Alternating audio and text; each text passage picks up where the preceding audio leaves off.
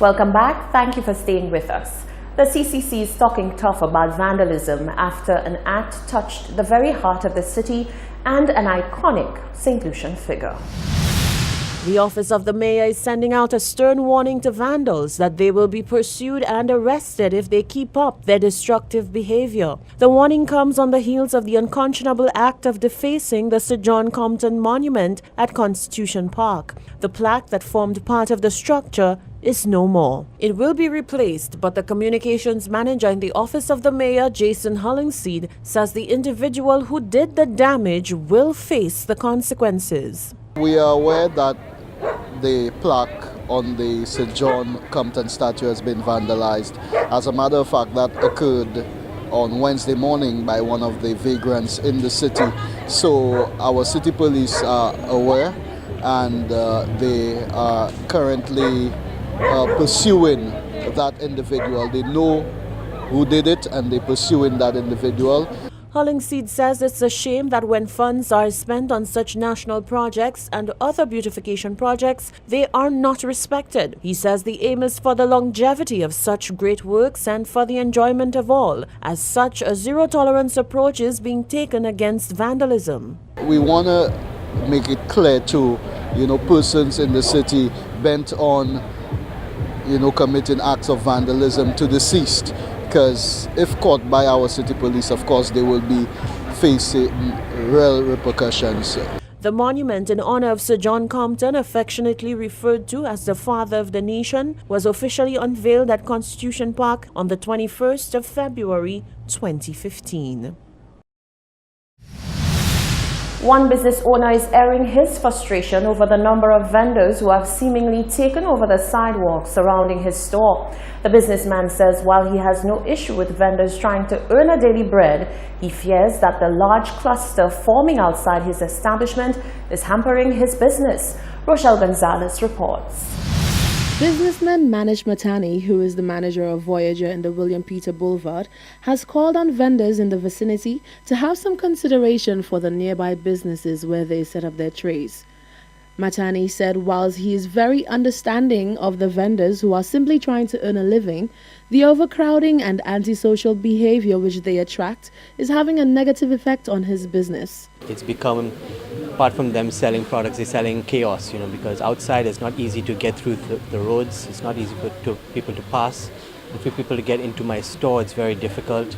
And the type of crowds they bring also, it's not the most desirable of crowds. They have people blowing match bombs outside, and there's a time when match bombs came into my store.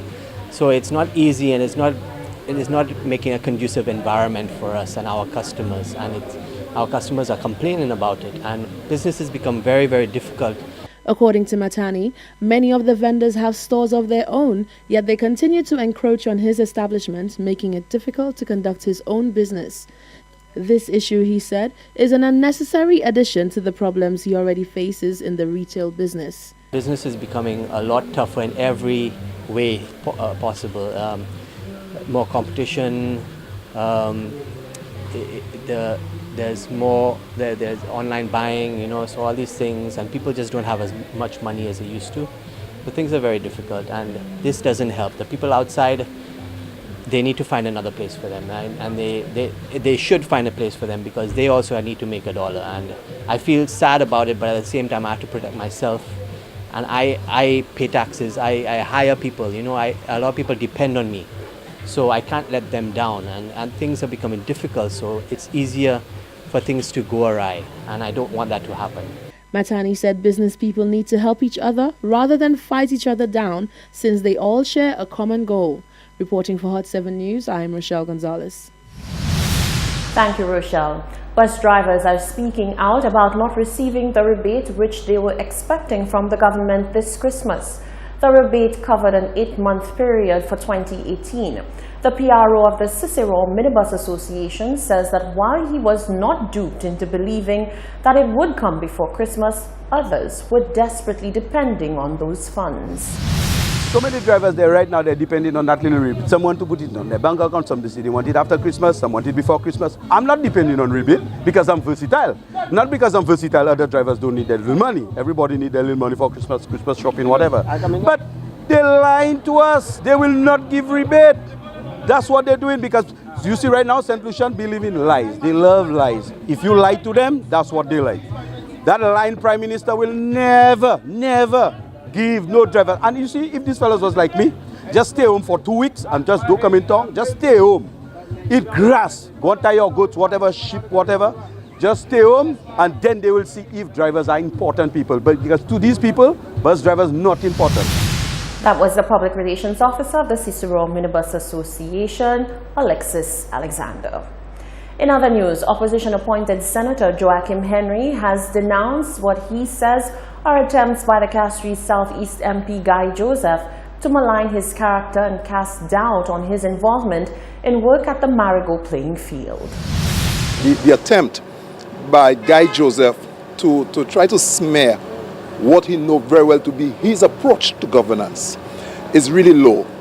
I can say that I'm extremely proud of what I've done under my company, and what I think is more important is that immediately after they won the election, they evaluated the stadium and paid fees for over $200,000 approximately thereabout for a service that would have cost just about $10,000. They have not responded to that.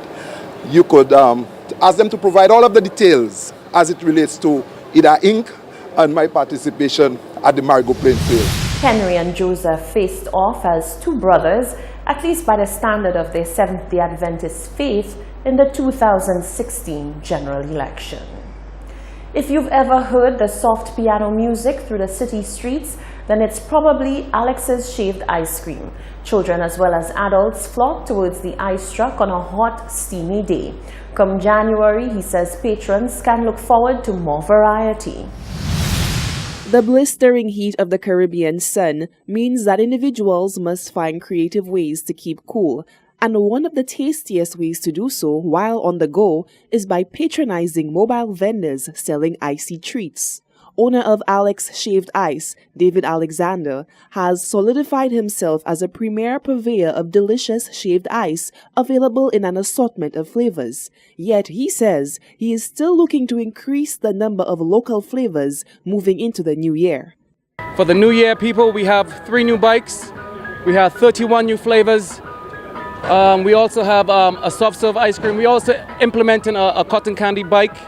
Alexander went on to express that these new additions to his business looks to not just foster the development of his brand, but it also looks to provide employment for fellow St. Lucians. I'm looking for employment. Well, I'm looking for a few people to work if they want to work. So if anybody want to work, give me a call. My number is 7300835. My email address, you can look me up on Facebook, Instagram, or my email address. My Facebook and Instagram is alexshavedice@gmail.com, or on Facebook and Instagram is alexshavedice. The outspoken business owner took the time to reach out to his customer base that has supported him throughout the year, wishing them all the best for the season. I just wanted to wish everybody in St. Lucia a Merry Christmas and a Happy New Year. The business owner hopes to have 3 additional bikes operational for the much-anticipated ASU Square 2019. Reporting for Hot 7 News, I am Solaj Alfred. This is the Hot 7 Nightly News. Still to come, highlights of the season of giving. Stay with us.